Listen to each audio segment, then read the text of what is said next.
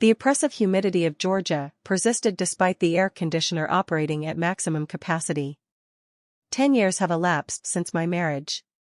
Logan, it has been 10 years since we exchanged vows, beneath a scorching July heat, reminiscent of today. The sole warmth I experienced was the disquieting intensity of an illicit desire. Logan's nephew David came a few weeks prior, just graduated, and seemed poised for success. He was intended to be a temporary house visitor until he established himself and secured employment in Atlanta. I had not considered it further. Although David had consistently been a subdued, nearly imperceptible figure at family gatherings, courteous yet aloof, he suddenly exhibited a notable transformation. He had grown taller and wider, and his youthful features had evolved into something stunning. He isolated himself in the guest room, dispatching resumes and making phone calls. Our interactions were infrequent, a brief greeting in the kitchen, a nod in the corridor, and I was similarly distant. Occupied with my own life and routine to provide significant attention to him. Balancing my responsibilities as a graphic designer, maintaining household order, and nurturing the vitality of my marriage. My days were plenty until they arrived. On that oppressive Sunday afternoon, Logan was golfing with pals as a tempest raged outside, reflecting the inner agony I was experiencing. I entered the living room to retrieve a book, and there he was, reclined on the sofa, engrossed in a novel. He glanced up at my entrance, and his stare remained for a moment too prolonged, revealing a hint of the unforeseen. A dangerous connection occurred between us. His stormy, sea-colored eyes locked onto mine with an intensity that momentarily stole my breath. I attributed it to my imagination. However, the sentiment endured, prompting David to make more frequent appearances. Frequently accompanied by a credible justification. Seeking guidance on a job application that included assistance with dinner, his praise increased in frequency. "Your clothing is stunning on you. Aunt Lily, your laughter is exquisite." The atmosphere was charged with unarticulated anxiety in Logan's presence, who remained unaware and increasingly worked late. Frequently, his advertising firm was pursuing a new client, and he was engrossed in it as the evening prolonged.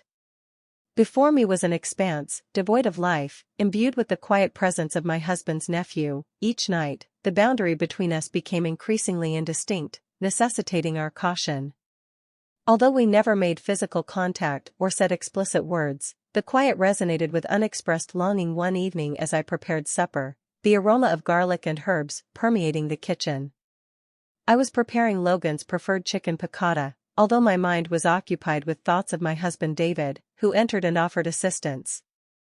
He stood in proximity, and I sensed the warmth emanating from his body. Our fingers grazed as I moved past him. A chopping board and a surge of electricity coursed through me. This was not mere flirting, it was a conflagration about to ignite. To initiate, I expressed my gratitude. I controlled my voice to a breathless whisper.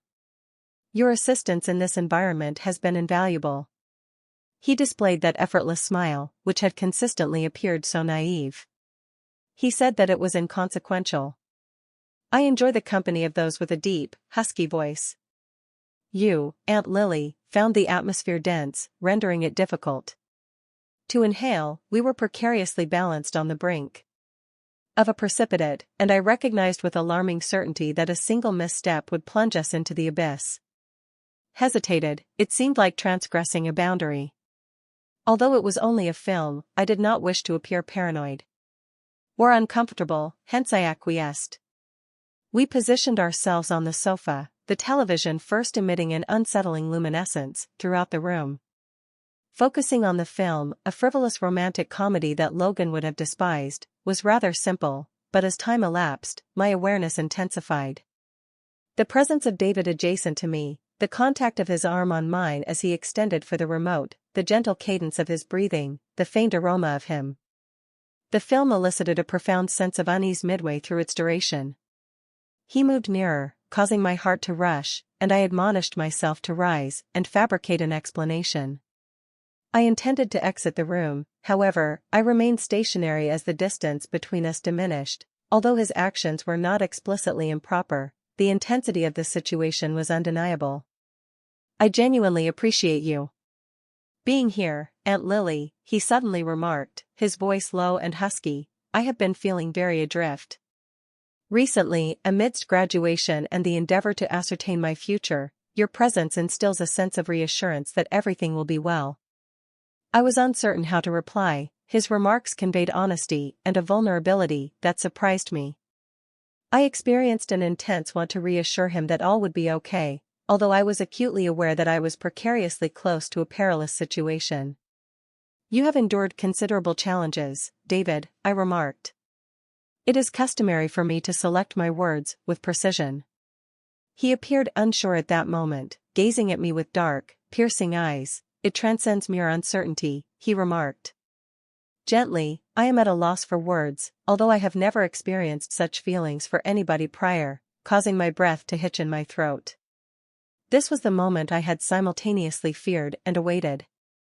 I saw the necessity to terminate it to establish distance. Before it escalated, however, I remained immobilized. Immobile and mute, David positioned his face only inches from mine. My heart raced as the atmosphere between us crackled with tension. Although he did not touch me, the proximity felt more intimate than any physical contact could provide. His eyes sought mine, imploring for a reassurance I could not comprehend. Suddenly, a loud clap of thunder reverberated through the house, causing the lights to flicker. I leaped in surprise, which appeared to disrupt the enchantment. I rose suddenly, my entire body quaking. I require verification on a matter. I vocalized unexpectedly in the kitchen. Unsteady, even to my own perception, David blinked. Initially taken aback, but subsequently acquiesced. Certainly, I will pause the film. I hurried out of the living room, my thoughts racing. What was I doing, and how had I let the situation in the kitchen escalate to this point? I clutched the counter's edge, attempting to regulate my breathing. I needed to re-establish control over the situation before it deteriorated entirely, yet as I stood there attempting to compose myself, I could not dispel the apprehension that the delicate boundary we had meticulously maintained was on the verge of being breached, and I was uncertain whether I possessed the fortitude to prevent it or if I even desired to do so. I lingered in the kitchen longer than required, feigning concern about little matters. Reorganizing the kitchenware and cleaning an already immaculate counter, anything to evade returning. Upon entering the room, my thoughts surged in several directions, with contradictory emotions, guilt, dread, exhilaration, and an unfamiliar longing whirling within my chest. How had I let this occur repeatedly over the years? Crucially, what actions was I intending to undertake? What actions was I planning to take about this matter? A question reverberated in my head as I traversed the kitchen, the aroma of cooling chicken piccata taunting my distress. Ultimately, I realized I could not conceal myself indefinitely. Inhaling deeply, I examined myself and proceeded to walk. Upon re-entering the living room, I found David seated on the couch where I had left him, his posture rigid, yet, he glanced up at my arrival, presenting a faint, somewhat contrite grin. He spoke softly, expressing regret for maybe causing discomfort to Aunt Lily. I did not want for his comments to linger between us, and I realized that he was anticipating some form of comfort. There were indications that all was okay, although the reality was that I harbored doubts about the possibility of things being alright following this. Nevertheless, I could not overlook the reality that we were both positioned on the brink. The inquiry was whether one of us would retreat or succumb. We must exercise caution. David, I ultimately articulated, selecting my words with care. We are both in a challenging situation, and it is easy to misinterpret matters. He gazed at his hands, his countenance inscrutable. I am aware that he mumbled. I did not want to complicate matters, rather, I have consistently felt that I can communicate with you as though you comprehend me in a manner that no one else can. The admission surprised me. I had not comprehended the profundity of his emotions, and the gravity of his remarks awakened something within me, yet, I could not permit myself to contemplate that this was inappropriate. We both recognized it, and I wanted to terminate this. Before proceeding forward, I stated, David, you are Logan's nephew. My resolve is stronger now that this is no longer feasible. This situation is unacceptable. He did not reply promptly. He gazed at me for what seemed like an age, as if probing for something within my eyes, then gradually nodded, acknowledging the reality we both recognized. However, it had not yet been articulated verbally. "You are correct," he stated, his voice just above a whisper. "Apologies." A sense of relief enveloped me, however, it was swiftly succeeded by an unforeseen surge of melancholy. A portion of me desired him to contest, to dispute, to affirm that our connection transcended a mere transient error. However, I recognized that such a notion would be disingenuous. We lingered in silence for a time, the tension palpable yet now infused with an awareness that we faced a pivotal decision. In that hushed interval, with the film still halted on the screen and the rain persistently tapping against the windows, "The decision has led me to conclude that I will retire for the night," said, ultimately rising and evading his sight. "It is late, and we have both experienced a lengthy day." David nodded once again, remaining silent as I turned and ascended the steps. I sensed his gaze upon my back, however, I refrained from turning around.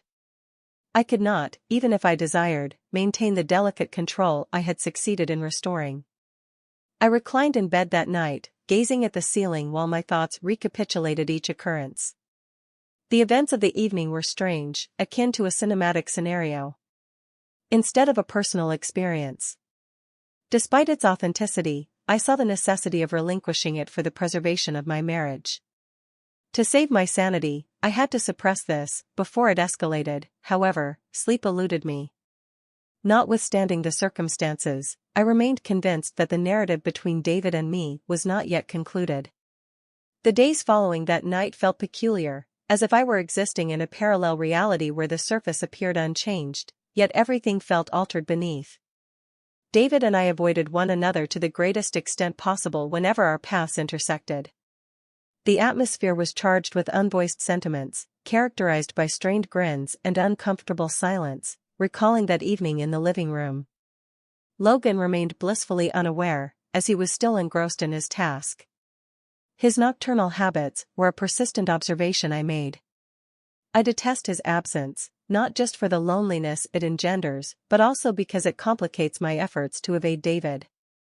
One afternoon, while tending to the garden under the relentless sun, I was weeding the flower beds in an attempt to divert my attention from the internal conflict. Upon hearing footsteps behind me, I turned to see David standing there with an uncertain expression. "May I converse with you, Aunt Lily?" he inquired, and my heart plummeted. I anticipated this occurrence, although I was unprepared. Not at this time. The days subsequent to that intense night in the living room were characterized by a peculiar blend of relaxation and disquieting expectation. David and I engaged in dancing. They exchanged peculiar smiles and awkward discussions, with the unsaid tension palpable in the atmosphere. Each inadvertent contact and transient gaze served as a reminder of the prohibited domain we had almost traversed. Logan remained blissfully unaware. Upon returning from his vacation, his thoughts were still consumed with work, and he re-engaged with our routine with an eagerness that seemed jarring, like to a swimmer plunging into water.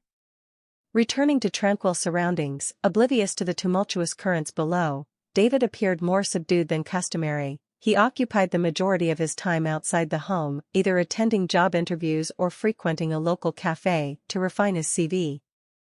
A portion of me felt relief from the distance. It afforded me the opportunity to contemplate what had nearly transpired, attempting to persuade myself that it was merely a fleeting lapse in judgment. However, another part of me, the aspect I was reluctant to confront, yearned for him, longed for the intensity of our connection, despite it never crossing into the physical realm, and I found myself solitary in the house once more. Logan was working late, and David had departed. I believed I was alone, seated in the living room, absorbed in contemplation when I heard the front door softly click. My heart ceased momentarily. David had returned. I was uncertain of my expectations or desires. All I recognized was his unpreparedness for another encounter. Just as I was ready to ascend the stairs, David materialized at the doorway, his countenance inscrutable. "We must converse, Aunt Lily." He spoke in a quiet yet assertive tone. I nodded, my stomach churning. Despite my awareness of the inevitability of this debate, I had hoped to postpone it slightly. David entered the living room, perched on the edge of the couch as though he were an outsider. I sat opposite him, maintaining a safe distance. The quiet between us was laden with unexpressed thoughts. I have been contemplating the events that transpired. David eventually said, disrupting the silence, "I believe I must depart," a statement that struck me profoundly. I did not anticipate his request to depart. To what location would he proceed? Was this a consequence of my actions? "I do not wish for you to feel obligated to go," I stated hastily, my voice faltering. "This is your family, David, you need not depart due to what nearly transpired." He completed my sentence, his gaze fixed upon mine. "We are both aware that it is the correct course of action. I cannot remain here feigning that all is okay when it is not. I have complicated matters for you, and I must accept accountability for that." His remarks were profound and contemplative, evoking a constriction in my chest accompanied by shame and an unnamed sentiment. He was correct, undeniably, his presence in the home had transformed into a ticking time bomb, and we both saw that eventually something would yield. The sole method to alleviate the situation was for one of us to depart. "You are not accountable for everything, David," I stated gently. "We both contributed to this." David trembled. "Perhaps his brain, but I am the one who complicated matters for you. Logan placed his faith in me, and I betrayed that trust." Hearing Logan's name was like a frigid spray of water, a vivid reminder of the guy oblivious to the turmoil occurring within his own household. The weight of humiliation overwhelmed me, and I recognized, despite my desire to revert to our previous state, that David was acting correctly. The reality was that we were unable to. "When are you departing?" I inquired, my voice scarcely audible. "I have a pal in the city." David stated that I would stay with him temporarily till I resolved my issues. "I will inform Logan that it is due to my employment acquisition." In the presence of opportunity, a logical rationale emerges. The departure was unblemished, ensuring Logan remained oblivious to the imminent calamity we almost avoided, yet, as I listened to David articulate his strategy, I was unable to suppress my thoughts. However, I experienced profound sorrow. We had made the correct decision, yet it still felt like a defeat. "I will miss your presence, David." I was taken aback by the sincerity in my voice. He responded with a faint, melancholic grin. "I will also miss you, Aunt Lily, but this is for the best." We were silent for a brief interval. Both of us recognized that this marked the conclusion of our developing relationship.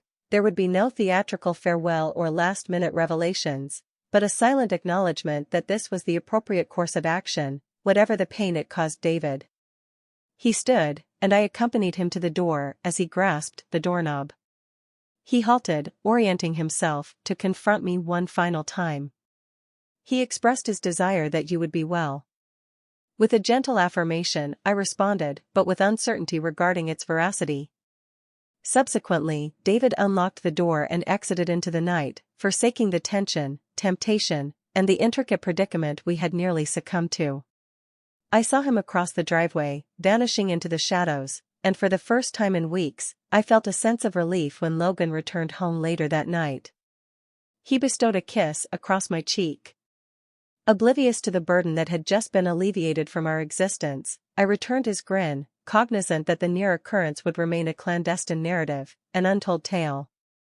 In the tranquility of our residence, I recognized that we had all evaded a perilous situation, one that might have altered everything. However, as I reclined in bed that night, attuned to Logan's rhythmic breathing next to me, I found myself pondering, what if we had succumbed to temptation? What if we had transgressed that boundary? The inquiries remained unresolved, serving as a reminder of the illicit route we nearly pursued, and as I succumbed to slumber, I recognized that the recollection of David and the almost consummated affair would endure with me eternally.